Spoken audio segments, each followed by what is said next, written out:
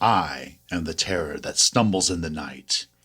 I am the feeling your stomach gets after a night of cheap beer. I am Darkwing Drunk, also known as the Space Bastard Out of Time, also known as Daniel.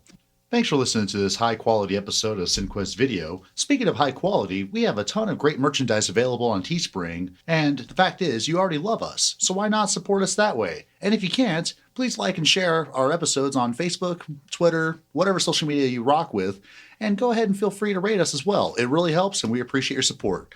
Thanks for listening, and enjoy the rest of the episode. Welcome to Cinekuest Video. All right, gentlemen. Synchronize.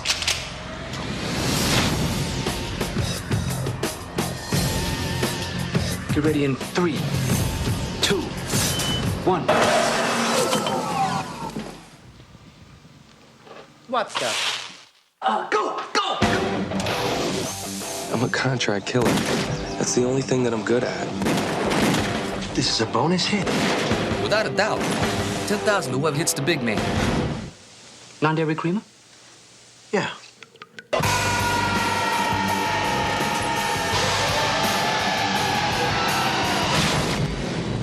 I'm really sorry about the mess. Don't get paid! Thank you, sir. This is going to be the right time to tell them that we're engaged. You seem like a nice enough German-Irish fella. Put. You're gonna put your father in an early grave. Hit me? Got a little present for you. Oh, who is it? Saturday tonight. I diced him up a little bit. Did you clean him? A little bit. Ew. He's kind of cute. Who is that? You sure you don't want to go on this little caper we got planned for tomorrow? This is the girl? No, it's your mammy. This is a kidnapping, right? That's right. So what's up with you guys? You playing tribute to the Spice Boys or something? Hey, boss, what's going on? There has been an unauthorized kidnapping. The kidnappee happens to be my goddaughter.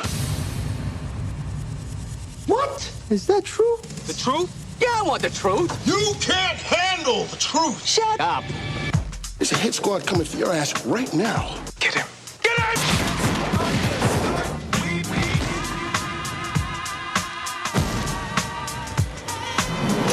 The big hit. Pam? Yeah. Were you gonna break up with me? Yeah. Welcome to Cinekuest Video, episode number 60. On this episode, we are going to be talking about the movie The Big Hit, which came out in 1998. This is the Mark Wahlberg vehicle of action, John Wooiness, Wesley Snipes. Those are producers, by the way. Yeah, this was a Wesley Snipes production company. Wait. No. No, I swear Wesley was in this movie Yeah, somewhere. I thought he was. Like... Maybe he was the one that choreographed the breakdancing fights. Like I said, we were watching it, dude. So, like, for this movie, folks, all of the gun action, all John Woo. Yeah. All of his tropes are in there that we've talked about on previous episodes, and we'll go into. Oh, so you're saying Wesley Snipes did all the dialogue? No, he did all of the fucking like gymnastics, martial arts training, and so yeah. So in the beginning, where we see that training montage of Mark Wahlberg punching, and this is great because punching the training dummy, 1998, but we still doing get a the gymnastics montage. It was fucking. It was Wesley Snipes doing that shit. It wasn't Mark Wahlberg. Yeah, because they had the lights off anyways. You couldn't see who the fuck was doing that shit. It could have been him. Why not? And going over the cast of this movie, Roland, you want to? Oh man, break down the cast. Starting with the star of the Marko Lou Marks. Diamond Phillips. Yeah. Oh yeah, exactly.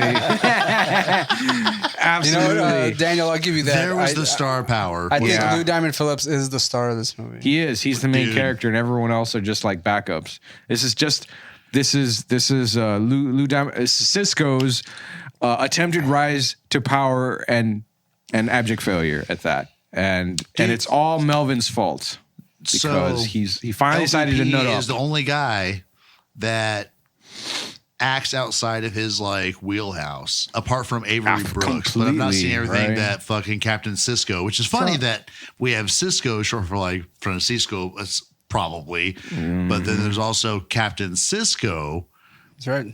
Right. Played in this by fucking movie. Paris. Avery Brooks. Oh, Paris was the name of the fucking. Daniel, can you clarify for those who are unaware of who this So person for is? those of you that were busy getting laid in the 80s, 90s, and early 2000s, there's this show called Star Trek. Right, yeah. And the rest in of its us third know about this shit. iteration, it was a spin-off called Deep Space Nine. Took place on a space station, and the, Picard or the Kirk of which, for those of you that were busy getting laid, those are the captains. Again. Those are the guys in charge of these, ships or space stations. Okay. But yeah, so Avery Brooks plays, just like the captain Captain of Benjamin the Sisko. Benjamin Sisko. Fuck yeah. Yeah, he was on there for 6 years. Yeah, dude, it's like, oh fuck, DS9 is so good. So for the people that have been busy watching Lord of the Rings or just Next Generation or whatever, DS9 totally worth it. If you're into kind of like frontier politics and wonder about how social ideals and systems come into conflict when they're at their at the frontier, literally at the frontier, where it's like, oh, we don't go fuck about your values and morals and stuff. Like, that's no good here. What do you do then? And it's fucking badass. But anyway, you see these wonderful moments from Avery Brooks as the captain in DS9. There's actually a fucking badass scene where he talks about how, he basically kind of looked the other way as partial genocide occurred. And the only thing that bothers him is that he thinks he can live with it. Yeah, it's like some dark ass shit, man. Like, do you DS9, see any sort of I'm gonna say reflection in the characters? No. Yeah, exactly. Like, is there like kind of, the way he like, acts in this movie? Because Deep Space Nine. Because there's some moments where like the Star Trek character he plays, gets his mind taken over, or there's just wacky things that happen, out in space, and so you see this like cool range of acting from Avery Brooks, but nothing particularly diabolical, with the exception of one episode that. So once again, for you people that got laid, here's the background. Basically, they have these like fucking. Think about like the Oculus Rift on crack, fucking holodecks. You go in, run a program, and interact with it all. You can fuck bitches. You can, go on adventures. And in one of these episodes, the ship's physician has like a James Bond fantasy, but there is a goof. And so basically you have the programs from the various programs in the simulation basically infecting crew members. And so Avery Brooks ends up being like this like crime boss sort of dude. And it's fucking pretty cool. So I'd say that's the closest he gets to being like sinister or whatever, like on par with his role in The Big Hit. But seeing him as a villain was just so dope. Just after 7 seasons of DS9 and then seeing Avery Brooks just be a badass motherfucker. Apart from being a badass motherfucker in this noble regard, now he's just an underworld boss of some sorts. Like, it's fucking awesome, man. Sorry, people that got laid in the 80s, 90s, and early 2000s. Right, you missed out while you were busy going after poon. Losers. Yeah. Right, so... But you know what us nerds aren't worried about? Right.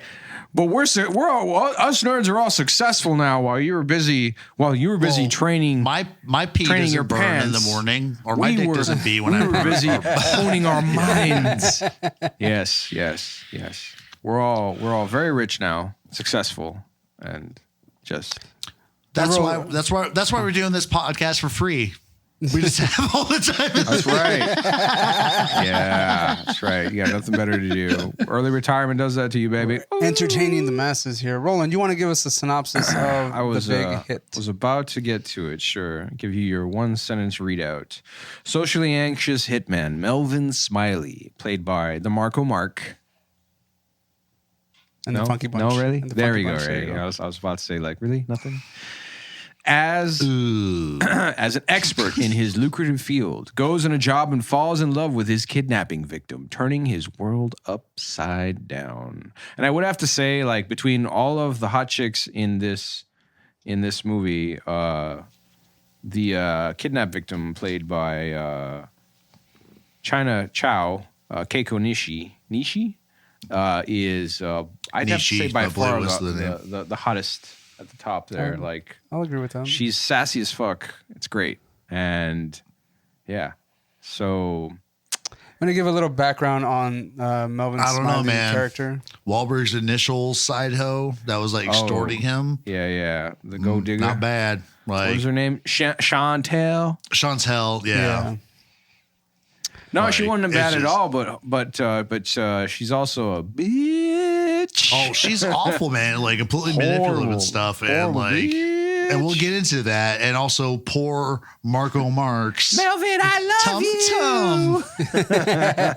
you. His poor tum man. Oh yes. Regarding that socially awkward description there, he seems to have it could be some kind of ulcer or just digestive acid indigestion. He's got some IBS from hell. He's constantly consuming Malox. Yeah, he's got fucking jugs. Yeah, of which shit is everywhere. what's the knock?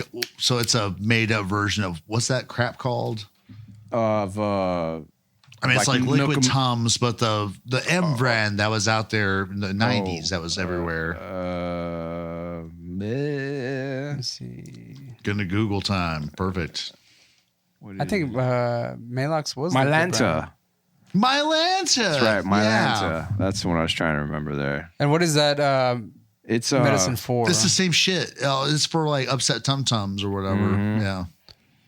Yeah, but he seems to have like a severe case in this movie. Like he's constantly... well, you know, acid reflux affects us all differently, Ray. That's right. Some people just... It's very painful. But no, you know? Like he probably straight up had an ulcer from all the stress he endured. Ray was saying the same thing. Like, and it seems to lend credence to that in that, like, as he's fucking hunched over, like the pain gets worse and worse as like he's told various things. I think... When does it first happen?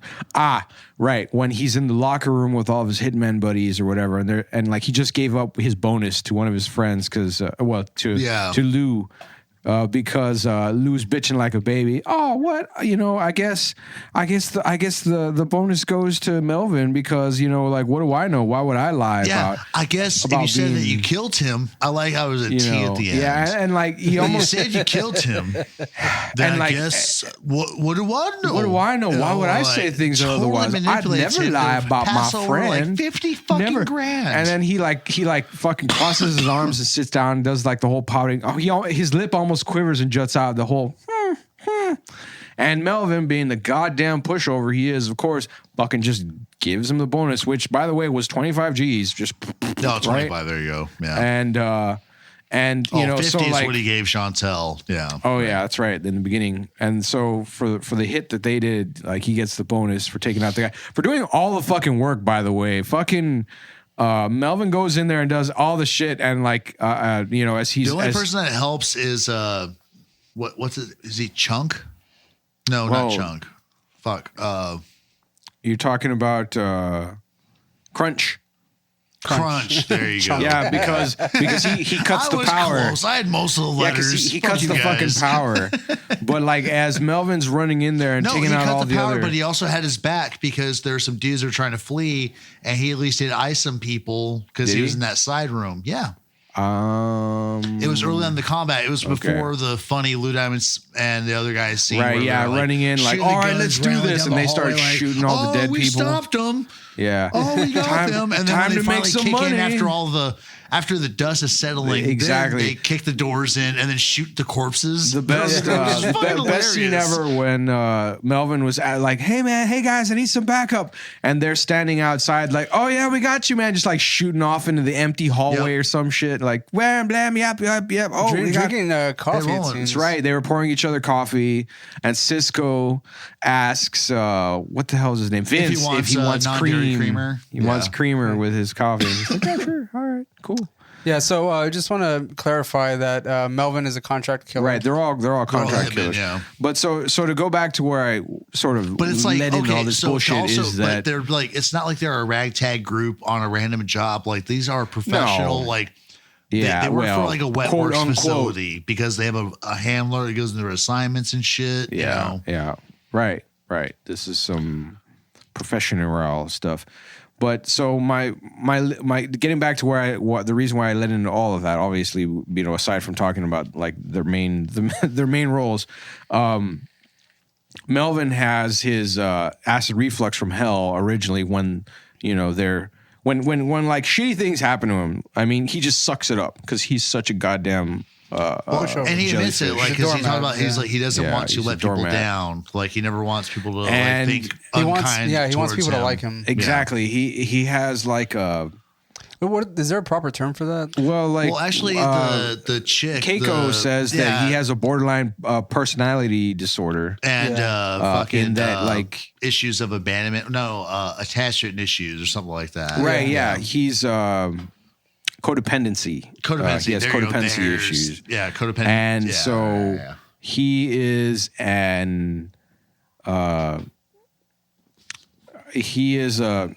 I guess an unrepentant people pleaser in that, or rather a toxic. Look at you.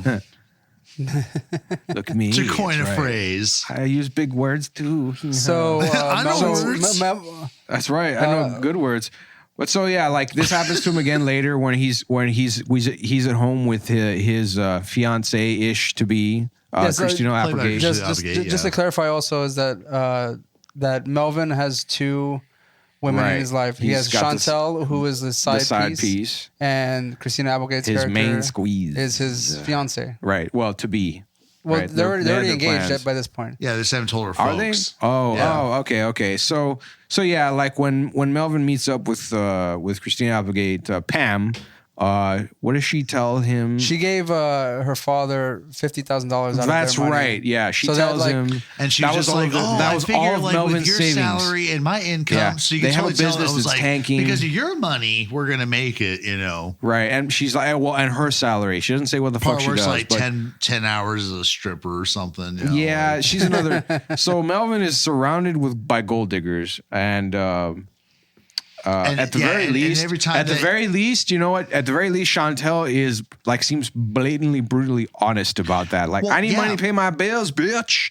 And Pam is just kind of like, well, I can spend money, but it's really our money, and we're together in this because. And actually, I with love all that you, in context, you know? like how like it's interesting, like with his almost psychosis over people pleasing and his relationships with his and how honeys. it has the he has that the physical dream. toll on his bowels.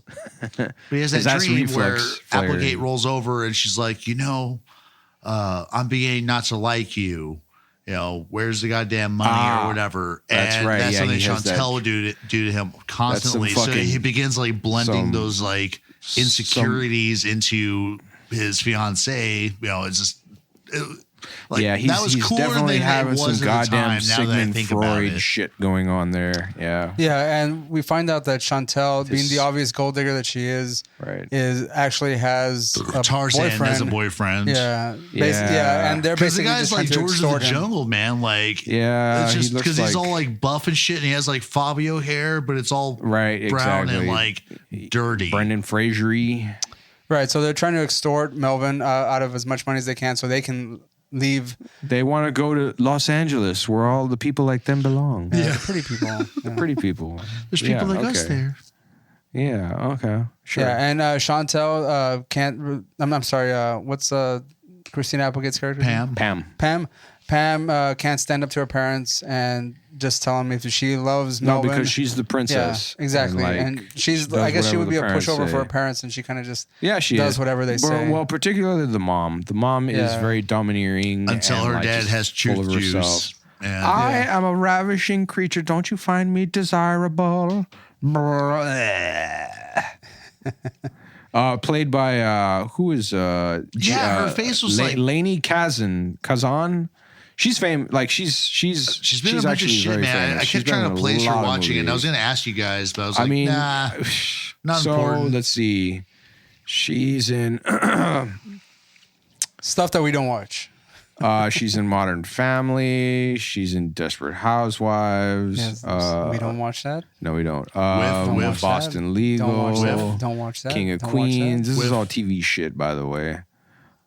Big Frat. No. Don't that's watch not- Yeah, for the hillbillies getting Big Fat laid. Big Fat Greek Wedding. Yeah, Don't watch there's that. that. Don't watch that. She's in Bruno. Apparently she's in Bruno. I saw that. So For me. She's in. Yeah. Let's see. What? do yeah, we basically got a lot of here? things that we don't Stuff that we watch. don't Yeah. care for. Well, she has She cameos has one here of and those there. faces, you just can't place her, just kind of everywhere, Let's So see. talk about the crew. Let's talk about the crew of word. contract killers. So we have Melvin, obviously, and we also have Lou Diamond Phillips. His name is Cisco. You can't. I don't know if you can tell, like the way he speaks, his dialect is like Very forced. yeah, but It's fake as fuck. It's fake, but it's funny. It's so funny. Like, come on, baby, let's do this. Yo, yo, yo, yo, yo. Hey, yeah, he's got like this hip. nobody. lingo, I'll whatever pop a cap in you your wanna ass. Fucking Gump. Yeah. Listen, motherfucker. What does he say? Oh, But yeah. he has Gump, he has like shit. word aphasia though. Like Yeah. He's definitely got And some it's- like I a got some speech love for you, disorder. baby. Yeah. no. The whole like He's talking about Gump. when he's like No. can't come up with the word or whatever. He's like Yeah, he's talking when about- he's like here's this his. So if a buster is trying to anti-bust your busting, then you got the anti-buster or whatever. Yeah, and then the buster. And so then the- In so the case they've tracer got can't, anti-buster.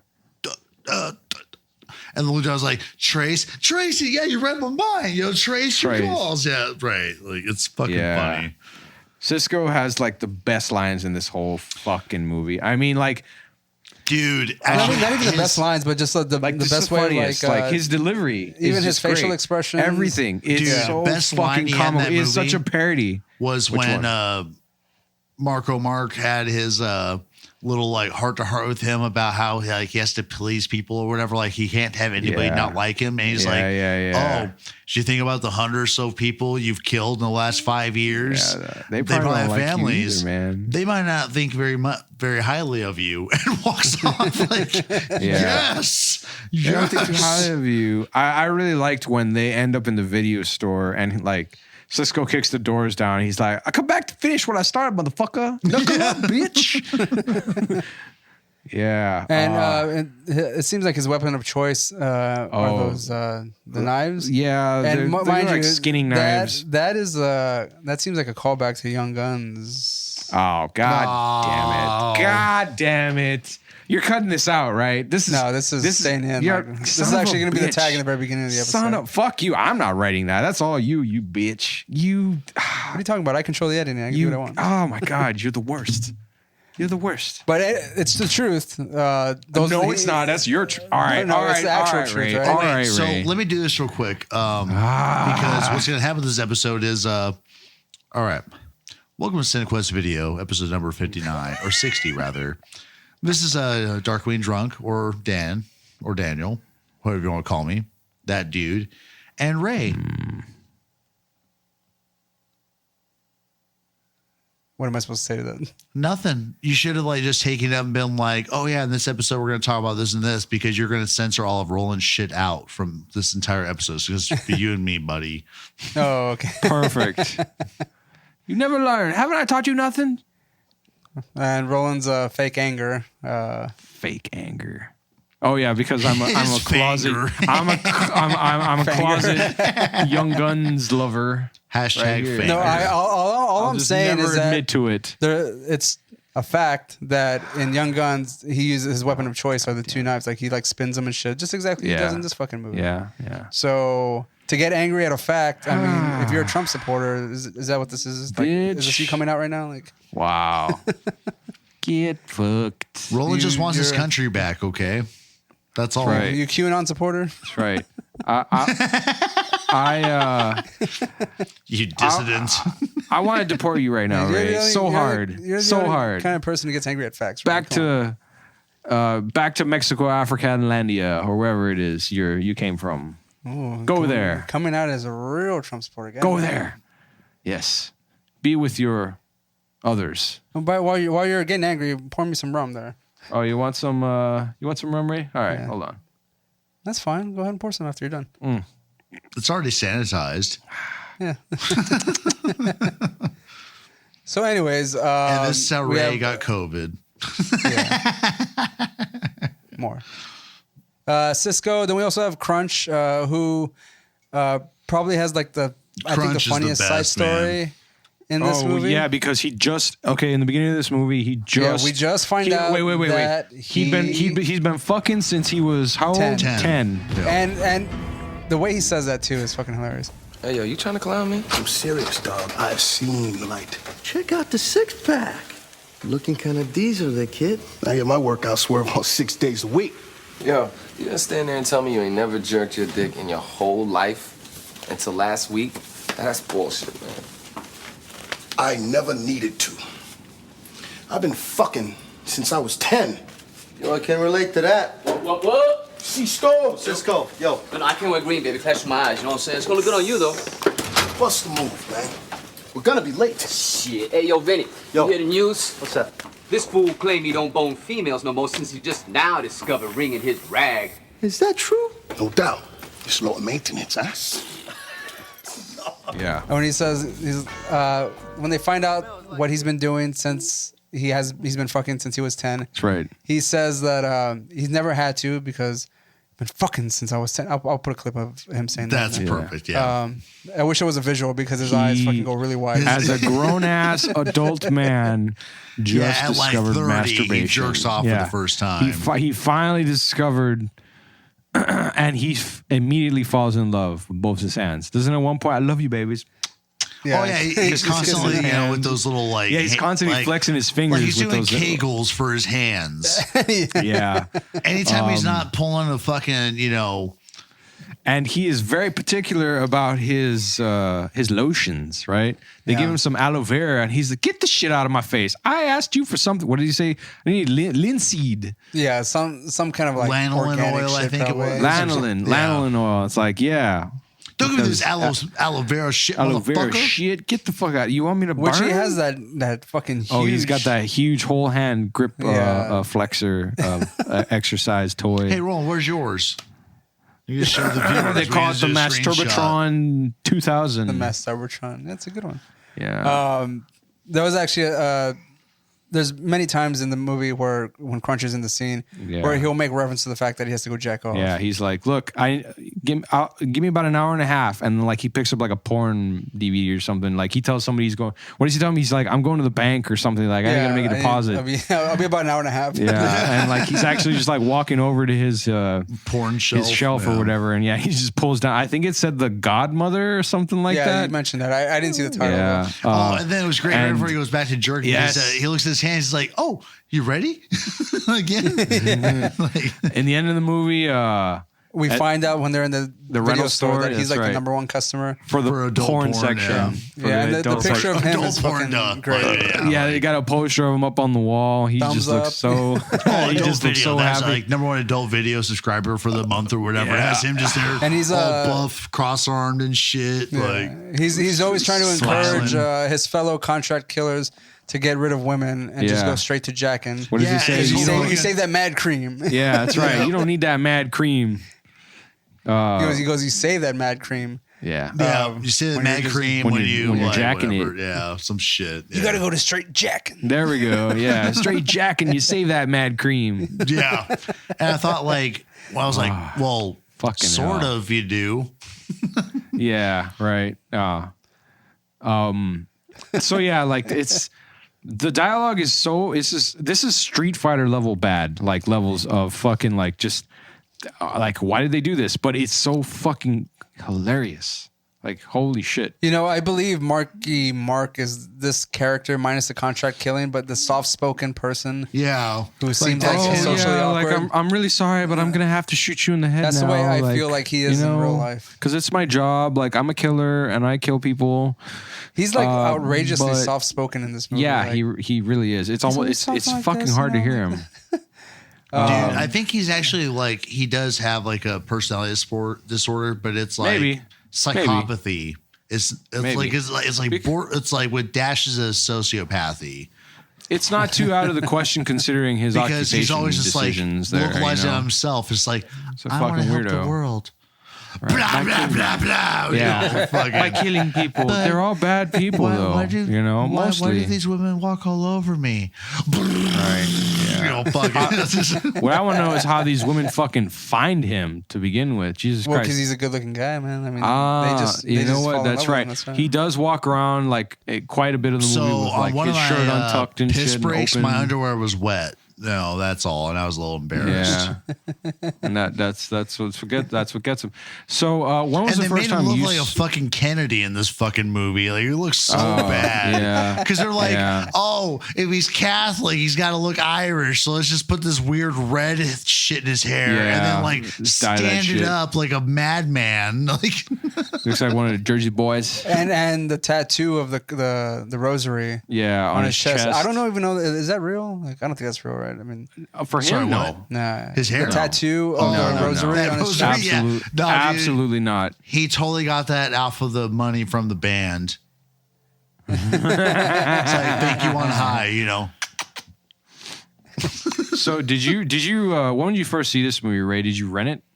Yeah. I This think shit it was like a was in VHS, theaters, yeah. right? It was in theaters, yeah. I just saw it. I did not know. I saw it at the video store. I rented it. Yeah. Funny. Yeah, it was. Mostly funny because of Crunch. Crunch is my well, favorite character. Cisco, man. Cisco. Yeah, was well, Crunch my- and Cisco favorite are my there. favorites in here. I mean, Crunch because Fucking- he's always talking about jacking off in a very awkward way, and then Cisco, Lou Diamond Phillips. He's just so over the top, overacting And everything. I'm It's used to so Lou Diamond fucking Phillips hilarious. from like certain characters. Again, this was like completely out of the character like, for him. Mm-hmm. And I fucking mean, like ridiculous. over dramatic scenes whenever he, You mean quote like unquote, finds out like in that, the end? that Melvin is the kidnapper. Yeah. that he's going after. Yeah. And he's Who just would like, do this kind of thing?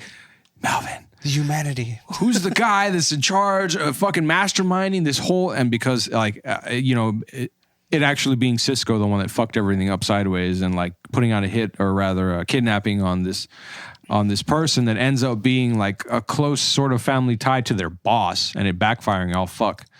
Yeah, Well, like it was well, what's so fucking funny, hilarious. and maybe it was intentional in Melvin the did it. episode Melvin. with the porn tape. If it did say the godmother on it for Crunch's little personal lovemaking session, then isn't it funny how Paris was the godfather of the kidnappee?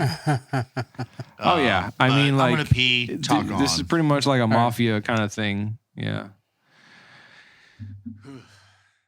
So we left off talking about the general characters or whatever. We hadn't really gone into the plot. I want to go into like the gist of the job that they're doing. So Cisco has a job that they're gonna kidnap some rich person's kid. Cisco, okay. Yes, and plus some. So they have their normal contract jobs, right? That Paris gives them. This is a moonlighting job. Exactly. Oh, That's where and Cisco actually, does I wanna this bring something up about outside Cisco real quick. of the boss. So it turns out the first job they convince Marko Mark that it's like a legit, from the top job is actually a bonus hit. Like they're good for the year, but this is just a fucking total we're going to ice this guy and just make some super good cash off of it as a bonus. Like it was it was set up so even though it was like a bonus for the guy who iced the dude in the bathrobe that Marky Mark killed, that his credit got taken from him. It was like apparently an extraneous job. Like they didn't need it. No, but then Lou, when they're going the way Cisco didn't know that because I imagine he's such a bad. No, Cisco did know that. Yeah. I imagine he's so bad with his money. Cisco set it up like, or he might be bad with money, so he like cons his buddies. Cisco set up the following job. No, see, the thing is, I don't think Cisco's bad with money. I think he just wants more and more money. Yeah, because he's trying to like go off on a boat or something. But the thing is, he's got his own Melvin is bad with money because whenever he's getting pulled by those. His two ladies. What's fucking Avery's name in this one? Avery? Oh, Paris. When Paris is going to pay them out, he tells since Melvin is going to get the bonus that he keeps the 25 that he was going to get initially. Oh yeah, the commission. Because he got an advance, right? And then gives him the extra 25 as a bonus, and then of course Cisco takes that. Yeah. And of course, Melvin is constantly giving money out to his side piece, as the people pleaser, and he has his house with his fiance, so he's just like hemorrhaging money. Yeah, he's fucked. Yeah, and surrounded by shitbirds. Mm-hmm. You've got the harebrained fiance with no goddamn fiscal responsibility, and then you've got the goddamn predatory side piece who's trying to get her good and not hiding it it necessarily at all. No. Wait, what? Sorry, that was all noise to me. Okay, so Ray had a point. My question was like, mostly rhetorical. Was Sure. you know, what kind of bills did she have?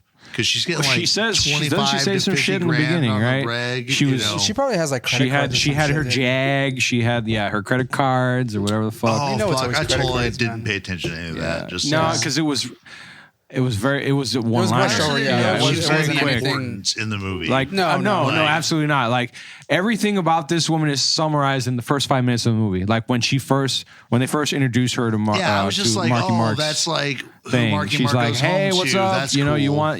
you want some poon? You pay the price or whatever. I got shit. I got bills. You know, I need it. And you know, that's it. Like that's her character throughout the whole movie. What did you say though, Ray? Like, I was just saying that it's fairly obvious about the fact that she makes her intentions known right immediately. She's with Melvin. upfront and honest. That's why you just said it earlier. We already know what she's about. She wants her money. And she doesn't even give him any like sex or anything. She just kind of teases him a bit. No, exactly. And then She's the ultimate wants the money, cock which tease. he just fucking gives her. Yeah. Because he can't say no. Because exactly. He needs everybody to like him. It is. It's a disability. Jesus Christ. So going back to the job, You know, that Cisco I'm had. just gonna say this right now, Mark Wahlberg. I don't have a lot of debt. I just want some light snuggling, and I'll take like $2,000, and I'm good. One snuggle, like if I get hard, it's just because you're a beautiful man. And that's my bad. There's nothing sexual about it. Like it is for me, kind of. But I'm just mostly excited. It's objective. Oh yeah, that's there's nothing romantic about this. I just want to snuggle. If I get hard, you know, like just like. You know, just be stone It's all situational. Bit, right? It just happens. You're a red-blooded Washingtonian at this point. Worst case scenario, just pretend you have like a very poor acting gig where you're paying to be on there.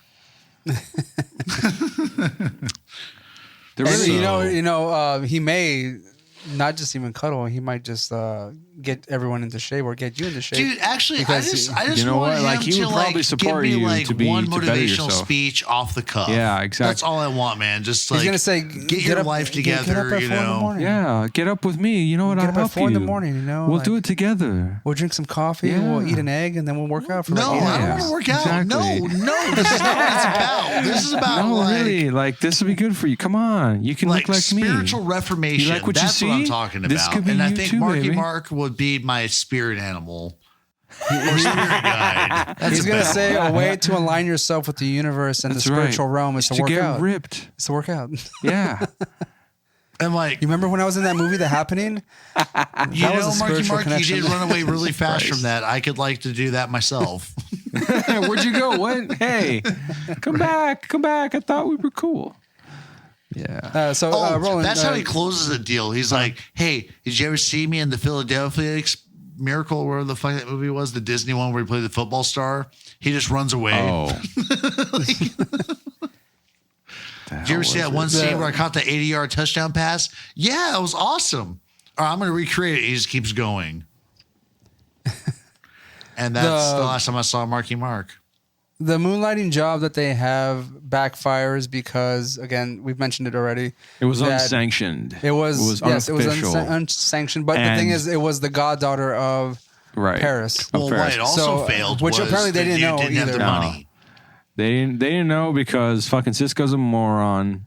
And the girl's dad actually went bankrupt. Yeah, just like before. that day. Yeah, making that movie. It just so happens. And this is how you know this is such a John Woo film. Like he produced it, but it was like, wow, this just reads and directs just like something he would do. Where it's just like all this shit is happening and it's just fucking coincides. It just happens to fucking happen. Across the stream. Let alone the choreography. Whenever he's firing a gun, he's jumping all the way in the air. He's doing twist flips. Yeah, he's breakdance fighting. You remember when we talked about shooting with what's that fucking breakdance gun fu? What a movie did we just do with John Woo? The first one we just. Oh, you're talking about Tequila Sunrise. No. The one we did. The one we did. Hard Target. Hard boiled. There you go. That's hard boiled. Sorry. I was like, Tequila Sunrise is the name movie. That's the name of the fucking character. We mentioned Jesus where Christ. one of the the drink, the characteristics of John Woo directing is that like they always slide down the rail and like, down shoot the stairs. guns. He's got an obsession with sliding down the stairs. But and in this one, he jumps, rolls like, down, he rolls down the rail. The rails on the stairs in the beginning, the first fucking 10 minutes of the movie. John Woo fucking moments like signature styles, all the bullets and shit and then jumping through the air, shooting two guns, which Mark does super early in the film. Mm-hmm. Oh yeah. Lots of lots of cars getting flipped and shit. Explosions. This man is the proto Chinese form of Michael Bay. Michael Bay. Thank you, Daniel. I was about to say this motherfucker.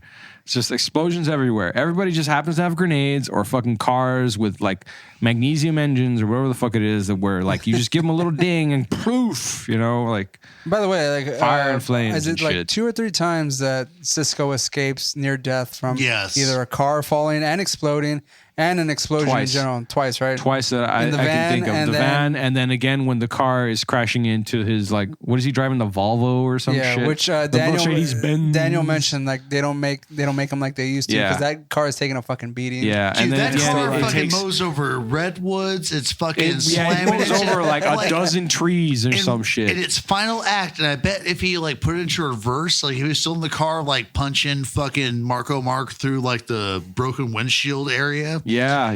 After he crashes it into a cliff, and the car would have fallen right in front of it, dude. Because and it's last act of this solemn car, which in this movie bowled over at least 5 trees. Mm-hmm. I think it flipped twice. Jumps, flipped end That's over right. end, landed on the wheels and kept rolling. But in its last desperate act to kill Marko Mark, he slams right into the front of the cliff face. Mm-hmm. And the car apparently didn't like that. Well, but I still think that if he was in stopped, the driver's but seat, it didn't he could explode. reverse that shit and then go, "Oh, car falling. I got this." But round 2. Yeah. So, but apparently, last second he dove into a lake to a handy dandy nearby pool of water. Yeah, which I think that happened twice in the movie. In the beginning, Marko Mark's escape. Melvin falls into a pool. That as the floor of the building above him was exploding. For some reason, not great special effects in that particular scene. No, that Ray, you know what? so I would have to bad. argue not great special effects throughout this whole movie. That scene in particular, because as really he's in bad. the water, it just looks fake. It looks. I mean, bad. Did you guys see when he was doing the breakdance shooting and like you could see like the motion blur along his legs or whatever effect? It's just like, oh no, this is bad. I thought you were gonna say there was like a cardboard underneath him or something. He took the time to unfold a fucking box and shit. Hold on, guys, wait. He put down the ghetto blaster, press play, and then puts on a helmet, starts breakdancing and shooting everyone. Wait, hold on, let me get my. All right, I'm set. Knee pads, arm pads, helmet. Let's go. Safety first. Blah, blah, blah, blah, blah. This movie is just it's just a fun time watching this movie. It is. You absolutely. It's a brain dead movie. Like, you don't have to think much about it. This is one of those forgettable, just like, wow, I saw this kind of things. And I think it's fairly entertaining. It is. Oh, it's fucking silly. I was as not shit. bored ever. No, I mean, you're maybe, if anything, just. It's very amusing. I'll say that. As far as the dialogue for sure that goes, it's not like it's some silly shit. It's not a movie that you need to own or need to watch in general, but it's I don't regret doing it at all. If you're having fun with some friendos or whatever, like this is absolutely something to fucking heckle, you know. Oh yeah, especially with Marky Mark's acting. Hey guys, what's up? I'm Marky Mark. You know, it's funny because like my name is Marky Melvin. Mark, his acting is bad. Why don't people like me? Lou Diamond Phillips is overacting. He's overacting. He's so bad he's good. Like he crosses over. Like he goes. He powers through it. Yeah. Yeah, and he has like ridiculous outfit too. Yeah, he does. Is he like some kind of like mariachi? Yeah, kind of character. It's some kind of like mariachi / like Japanese Yakuza kind of shit it's like, going on. It looks like Yakuza tats, but glitterified on a skin he's got like a Yakuza fucking print shirt. tattoo and you really shirt. can't see what's going on because you're just blinded by that weird gold tooth add-on thing he has. Yeah, that weird fucking crown of his.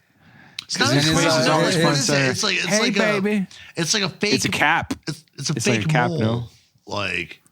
But he also has that like lined up mustache. Yeah, trimming like with little it's fucking scissors. to within an inch of its life. Not even fucking like a centimeter of its life. That shit is I was ridiculous. like, oh man, I could grow my fucking mustache. Like, oh, all right. Yeah, I'm like, that's right. cool. Down to the last hair. That motherfucker is in the car, just like, hey, just he trimming looked that. clean, man. It was probably for the Oh ladies. no, and absolutely. the Holy boat. shit, man. He could fucking cut you with that goatee of his. That thing was so sharp. Yeah. Yeah, it was fucking great. I've never seen Lou Diamond Phillips in anything fucking remotely approaching this fucking role he puts out. Everything I've seen him in is character like was almost like semi-serious. megalomaniacal, and I've only it's seen hilarious. him in his like supporting roles sort of shit. You know, I thought you were gonna throw out in his La Bamba phase. Well, no, there was La Bamba, but I was thinking about the other show I've seen him in, particularly like Stand and Deliver and shit. And it's just like, man, like the guy can act, but like this is fucking shit. Sissy. Yeah, no, it's but it was cool because like he went so outside of his bounds. So I wonder if like he ended guy up went like balls to the wall. incidentally overacting because it was a role that he had never fucked with before. You know, I mean, I would like to see him in more roles like this. Fuck yeah! I think this movie was. I mean, obviously it is actually, but this is what it. The what's the director's name? But like basically, he was directing an international Kirk film. Wong. Yeah, he was directing international. Like he's known for A Police Story, which I was telling you before is a Jackie Chan sort of action suspense movie series. I know he's in the first one, and I want to say I think it had like a reboot or something like that at some point because there was like 3 or 4 or 5 of these fucking movies. Roland, you had mentioned that did he do Twin Dragons with Jackie Chan? Yes, and which was confusingly thought to be Double Impact. No, not Double Impact. Double Impact. Is it? With Jean-Claude Van Damme. It came out the year after Double Impact. We were joking that like Double Impact was an homage, or rather inspired by this, and I mean, like as far as as far as the release schedule goes, it seems to have been the reverse. I mean, they could have also re-released it, and that it could be like the official American release. But within a year of each other, not likely, man. Like that's no. But so like to me, again, the director Kirk Wong filmed an international, like a Hong Kong action flick with American actors. That's pretty much all this is to me, because like the way the plot is done, the way the dialogue is done, is very much just like, oh man, these are like. What do you think of like at this particular time very in stark Hollywood, stereotype hilarity? That they were trying to get more and more Asian directors to kind of make or direct American. Well, yeah. versions So of the like movies. this was his American debut. This was the. But I'm just saying, because around this time, this was like John Woo era right? too. Yes. This was the continued or the extended John Woo-verse exposure from that, and so yeah, maybe that was popular at the time, and it continued. I guess this is sort of gone towards the end of that particular popularity or trend, excuse me, which is great. It's a great movie, and I have no fucking like actual criticisms of it. Yeah, but like that's just how it comes. It strikes me. It very much seems to me, and I mean it makes sense because again the director and the producers is that this was just like an international film that was like they threw American actors in, and I fucking love it. Like it's hilarious. The sort of Americanized iteration of this whole thing was just fucking great. Christina Applegate's hilarious and hot. Chantel also great, silly as fuck. Like they're all very, very, very solid, like just cheeseball tropes as far as all the characters fit in there. You know, like Chantel's crazy gold digger. Crazy gold digger. Christina Applegate is like the gold digger slash home. Well, I was gonna say home wrecker. No, sort of like. If she went to college, she'd get an MRS degree.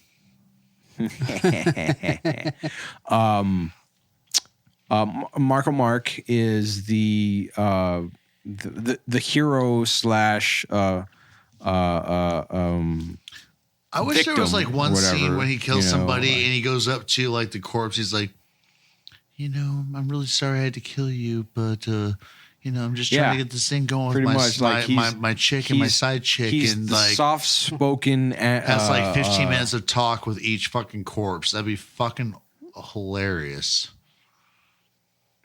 I feel so bad for the Lou Diamond Phillips is obviously the fucking dark comedy relief. You have the main, the big boss or whatever, Paris. Right. You've got the confused main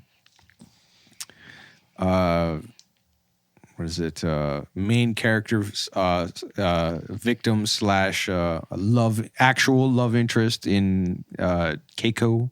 Right. It's just, I think going off that, we'll go into a bit of bitch mom. Going into trivia about this movie. Okay, speaking of trivia, I couldn't really find much. I wonder if the reason why the chick's name was Keiko was because of Star Trek and Avery Brooks being in it, because the wife of what's his name? I love that character. But I can't remember his name right now. But he was the Chief Engineer O'Brien. There you go. His wife her name was Keiko. Ha. Let me see here. So I'm gonna spread that rumor like it's truth, and like as one of the conditions for Avery Brooks to be on it. So going into trivia, I want to. This one's kind of funny. Said the name of the yacht that, again, this is kind of a bit of a spoiler because Kiko We've all and been throwing Melvin sail away. If anybody listens to any of us at all, like we don't give a fuck about spoilers. This is what you get. You should have watched this movie, or if you know what, like you're still gonna watch it, and it's gonna be funny. Like fuck off. Like oh no, you told me this dialogue. No, it's not the same as seeing it. Come on. Get over that so shit. the name of the yacht over that 20 Kiko years to and watch a fucking movie. Suck it up. Yeah. Like the name of the yacht that Kiko and Melvin are sailing at the end of the movie is called the Grande Panocha. And I was trying to see that. I like how see that. They had to like specify that. Was that Cisco's boat? Which is misspelled and grammatically incorrect, but translate loosely to big pussy. Yeah. And that echoes an insult Cisco directs at Melvin during the locker room scene from the beginning of the film. Yeah. Yeah, because Cisco tells him, look, baby, thanks for the bonus. You know what happens? If anything happens to me, you can have my boat. It's yours. It's yours. It's yours. And then in the end of the movie, what does he say? Like, I lied. You know what? I told you I'd give you my boat. You ain't getting shit.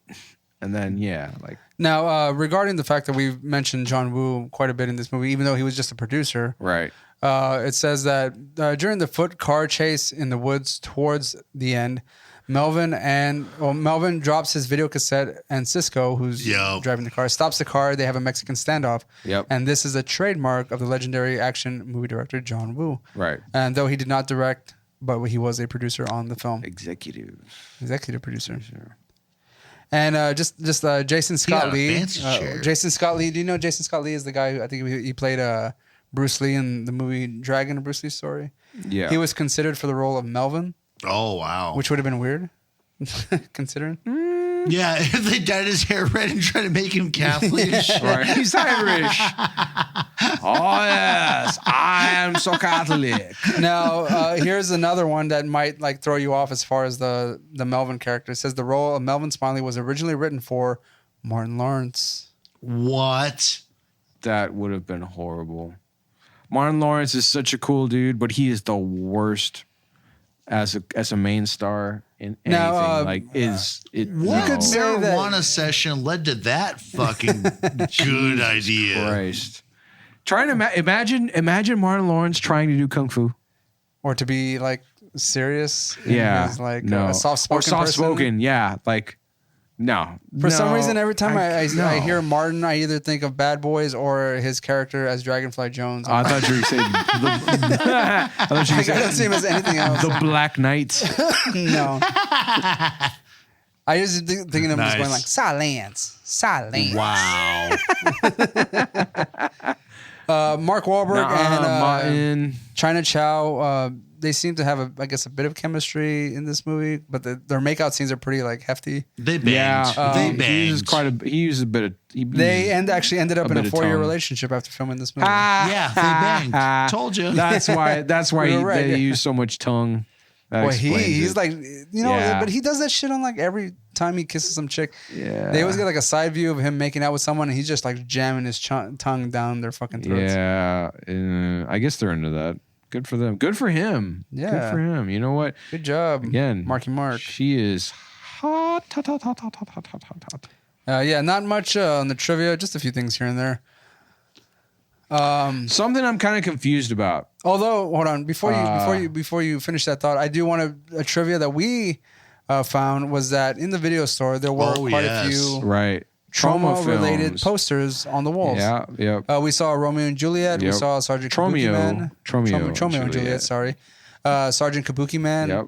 And what was the Toxic Avenger Part 2? Part 2. Yep. Surprisingly, probably the centerpiece of the chandelier or whatever they're swinging on in the movie. Like those posters are like aligned. It had 4 posters under there, and 2 of them were Trauma, baby. Well, 3 of them were. 3 of them. Ah, excuse me. Yeah. Well, the Romeo and Juliet was on the wall on the side. No, but it was there was too. also on there. Oh, it was on there. Yeah. Oh, nice. It was in 2 places. What was the 4th poster? God damn it! That's what I want to know. Then if anyone's listening and they know what the 4th poster was, hey, I mean, tell us please, because it's gonna drive us fucking mad. Hey, go on Twitter at John Woo. Do it. Right. You know what? Fucking do that.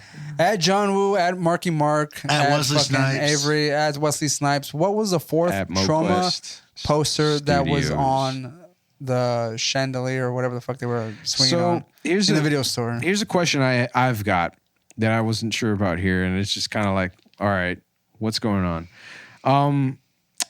China Chow's character, Keiko, is coming from school, right? When she first gets picked up. Is she in some is that weird, high like, school? college? Is that Or, high like, school yeah, or 'cause college? she has, like, the Is that schoolgirl like what shit kind on of it, boarding like, school yeah. bullshit is this? Is Marky Mark doing some statutory rape bullshit? Like what the fuck? She was 18, bro.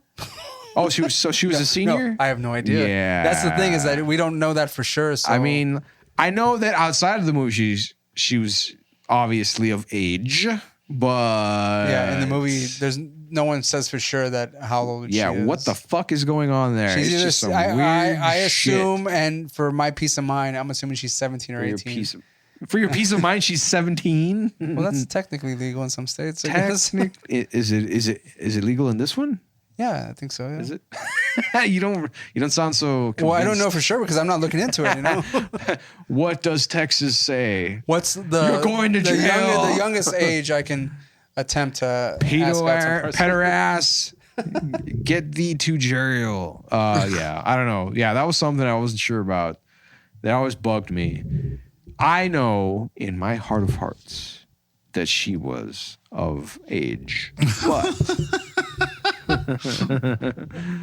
But what does the movie describe? Yeah. You sound like the troll from Monty Python. What does the movie describe? What is the your age of this favorite color? What is the age of this Asian lady? But yeah, so I guess we can go through some quotes that we like if we can bring Remember up them? our Yeah, there's trusty, like this trusty movie had a IMDb. bunch of cool, fucking funny ass shit, man. Let's see if I I'm deep. We did bring it up. We did bring it up at some point with I Crunch, whenever he was trying to get out of town and warning Melvin to do so, that he was trying to buy some. the lanolin cream oil. Yeah. And he said, "I said lanolin, not the aloe vera bullshit. Get it right, motherfucker." Again, because he's trying to.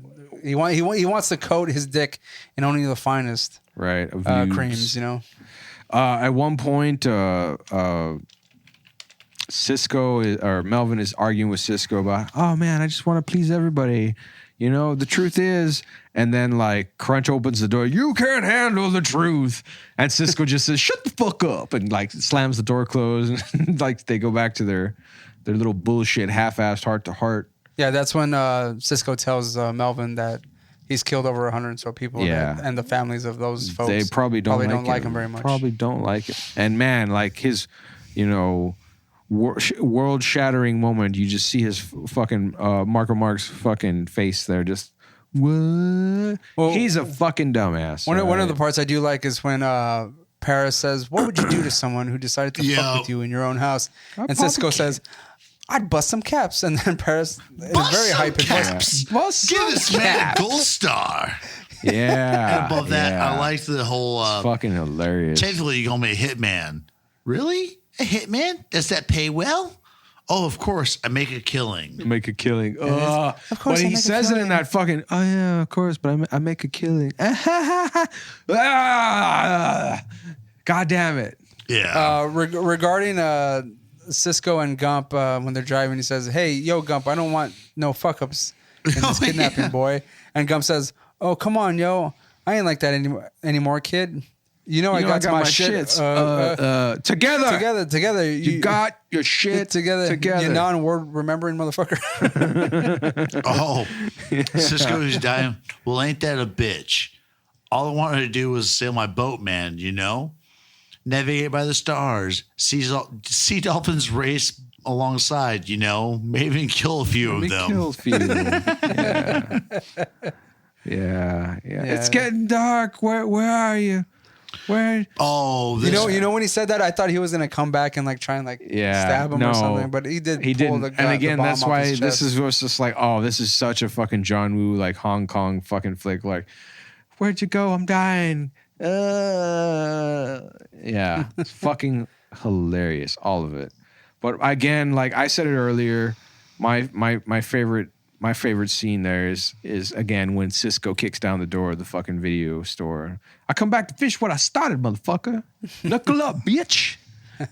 Yeah, it's fucking hilarious. Lou fucking Diamond Phillips saying this silly shit, man. It's so goddamn funny. I love it. I guess we can move on to ratings, I guess. Most ratings. What do we got left? Yeah, ratings. Okay, so rating this movie on IMDb, it does have like a 6.1. Just real quick before we go on any further, I forgot to mention the fact that the budget of this movie was $13 million and it made $23 million. Yeah, I mean, the box office. I mean, they made their money back, so that's not too bad. I mean, as far as like Hong Kong action flicks go, like this was good shit. Yeah. As far as Hollywood goes, obviously. Yeah, they need more millions. Everything in fucking Hollywood, unless it makes hundreds of millions. Every time you guys have brought up Cisco in this movie, I think about Avery Brooks, but then I go, oh wait, no, it's Lou Diamond Phillips' character. Fuck. Like. Okay, so ratings.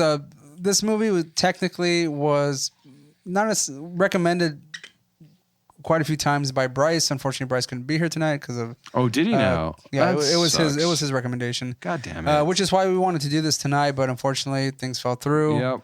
And here we are. He wasn't able. You to know join what? us. We dedicate this to you, Bryce. Waiting for Bryce. we. So I'm pretty sure this is for you, man. We'll figure out what Bryce thought about this movie at some point. Or his official rating. Well, you know, man, it was pretty cool, man. So Daniel, what is your rating of this movie? I'll give it a flat 3, man. Entertaining, all the John Wooey elements that were fucking funny as fuck. This is John Woo light, man. Yeah, that's what I think about it. But the elements this are ain't there. no fucking hard boiled. Yeah, that's for damn sure. Yeah, just flat 3, man. Like it was entertaining. Wasn't mad I watched it. First time I saw it today, like with you guys, like fucking didn't know this movie existed until like the other day, like where it was like, or there's the big hit, and I was like, oh, but what Army of Darkness? We didn't talk about any. It's funny because Ray and I had been talking about this movie for a while, off and on. Like, oh yeah, it's this. Like I'd forgotten about it. Like I saw it quite a long time ago, but when you brought it up, I was like, oh fuck yeah, of course I remember that shit. Well, the thing is that Bryce and I have been talking about this movie even prior to you and I talking about this because, again, Lou Diamond Phillips' character was something we referenced at work all the time. This was such a fucking like just. I mean, it's not that it's forgettable, but it was just one of those, just like such fucking like, it was almost like an indie movie. It was just very like, oh, this is cool. Moving on. Kind of thing. I mean, since we were talking about it, I happened to be on Plex one day, just kind of looking at the movies that they offer for free to watch, and it just so happened that The Big Hit was on there. Saw it on there, and I was like, oh shit, The Big Hit. So I decided to watch it. This is like the third time I've watched it this year. Nice. And in the past like 2 months, like this is how many times I've seen it. So it's burning my brain with some of the quotes and stuff like that. But Roland, my rating for this movie is I give it a 2.5. I really like it, but not because I think it's as a good movie would be accurately defined. I like this because it's hilarious, but it's also very bad. Like there's just so much about it that's very bad. The action scenes are passable. This isn't some fucking Jet Li bullshit. All right, like again, this is like Dollar Tree, Dollar General John Woo kind of stuff. Like you see his influence absolutely. And again, like the director comes from movies in that exact John Woo stock. In that exact genre. The I was trying to remember the specific name of the genre. Let me look it up really quick because it was bothering me before. And I said this before when we did Hard Boiled, and it's a cool descriptor. Bad movie, yeah. Yes, no. I think the heroic bloodshed, also known as the gun fu genre. I think, heroic bloodshed, is it? Did you say genre as intentional? Yeah. Asian? Well, like, no, fuck off. Genre. Genre. No, yes, the heroic bloodshed term is what I was trying to think of. So like this definitely takes his influences and throws like the fucking 90s soundtrack at that shit. It's just funny as hell. No, yeah, it's a cool movie. Like I'm not gonna say this is my favorite or anything like that, but again, like there's just a lot of cool shit to see here, and really, if you're gonna see this for anything, check it for Lou Diamond Phillips. Like he really fucking sells this shit, and like the dialogue is so fucking funny. It's so goddamn silly and over the top. Just. I'm not going to say it falls into a stereotype. I'm going to say it's just like an overdone trope. Like he fits that. he fits the mold so well. He breaks through it, right? Of the ghetto ass motherfucker. It's fucking great. But yeah, that's what I'll give it. 2.5. Compelling. Okay, I'll finish it off by agreeing with Daniel. I'll give it a solid 3. Entertaining enough. It can get forgotten amongst most of the John Woo movies or any sort of action movie in general. Oh, yeah. Not necessarily anything to remember other than the fact that Lou Diamond Phillips is hilarious, has an over-the-top character, and Crunch are probably my 2 favorite parts of this movie.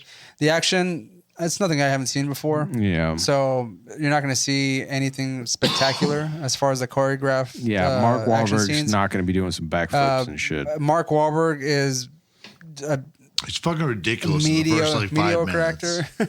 Yeah, he is. Mediocre actor. He is. Like, I mean, this ain't. And this was like not. This ain't the other guys. This is not far from his Marky Mark and the Funky Bunch days. So I mean, he's still kind of like growing as an actor, and still kind of terrible. I mean, this is fucking 20 years ago at this point. Like he's gotten quite. Yeah, he's gotten better. Quite a bit. Like as the time has gone on, but in this particular time, like it wasn't very good. No. So that's it. I'm gonna give it.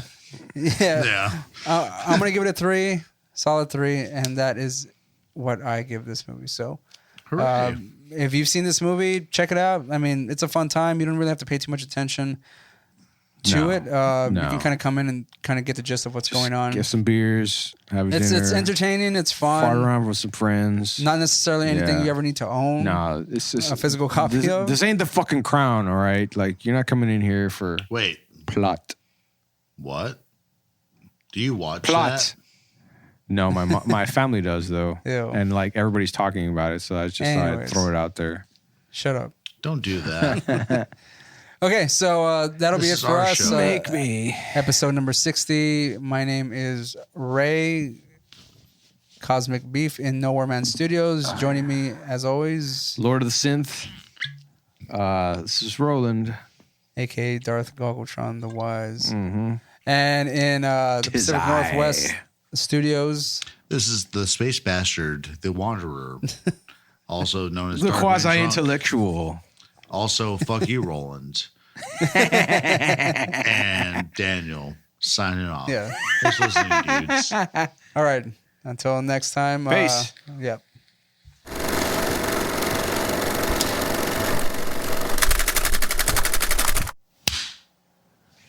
Sweet.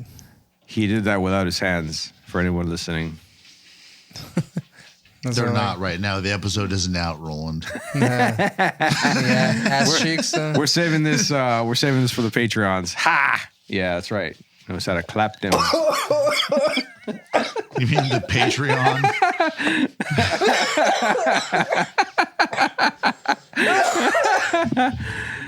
It's a little too much there, Ray. God damn. That went down the wrong way. No, Ray, you're supposed to always end that with smooth. So smooth. Kill me. Smooth. I'll take one of those. Yeah, I'll have what she's having. That's right. I will.